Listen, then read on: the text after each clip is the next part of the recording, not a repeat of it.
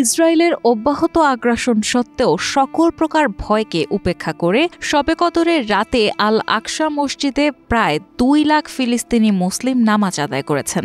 তাদের দৃঢ় বিশ্বাস ও সাহসিকতা কোনো বাধাকেই পরাজিত করতে পারেনি।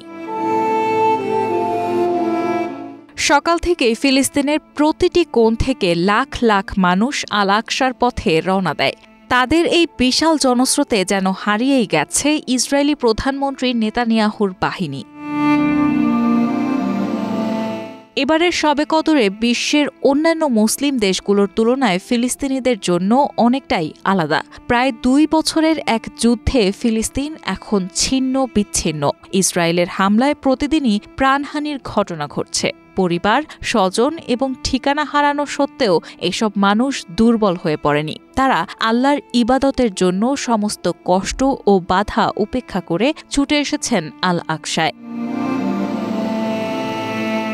শবে কদর উপলক্ষে মসজিদে জড়ো হওয়ার ওপর কঠোর নিষেধাজ্ঞা আরোপ করে নেতানিয়াহু সরকার। চেকপয়েন্টগুলোতে শত শত ইসরায়েলি সেনা মোতায়েন করা হয়। জেরুজালেম শহর অনেকটাই একটি মিলিটারি জোনে পরিণত হয়ে যায়। তবুও লাখো মানুষের উপস্থিতিতে সেসব সেনা যেন কোনো অর্থই খুঁজে পায়নি। তাদের সামনে হার মেনে যায়। বুধবার আল আকসায় প্রায় 2 লাখ মানুষ জড়ো হন। সকাল থেকেই তারা আল আকসার প্রাঙ্গণে এসে উপস্থিত হতে থাকেন। দুপুরের পর মসজিদ প্রাঙ্গণ কানায় কানায় পূর্ণ হয়ে ওঠে। 2 লাখ মানুষ একসাথে অংশ নেন তারাবি নামাজে।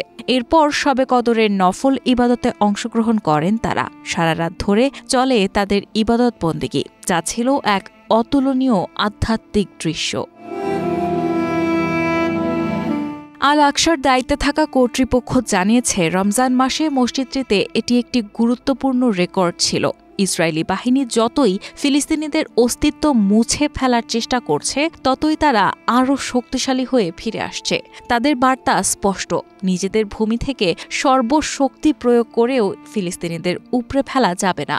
আল আকসা তাদের অস্তিত্বের অবিচ্ছেদ্য অংশ এবং সেই পরিচয় কোনোভাবেই মুছে ফেলা যাবে না।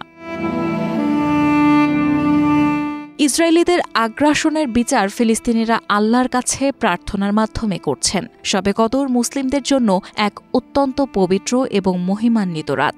20 রমজানের পর যে কোনো বিজোড় রাতেই শবে কদর হতে পারে। তবে অনেকেই মনে করেন 26 রমজানের দিবাগত রাতেই শবে কদরের সম্ভাবনা সবচেয়ে বেশি। ক্ষমা প্রার্থনা, ইবাদত এবং সওয়াবের আশায় সারা বিশ্বের মুসলমানরা সারা রাত ধরে ইবাদত বন্দেগী করেন, আল্লাহর কাছে আত্মসমর্পণ করেন এবং তার করুণায় আশীর্বাদ লাভের চেষ্টা করেন।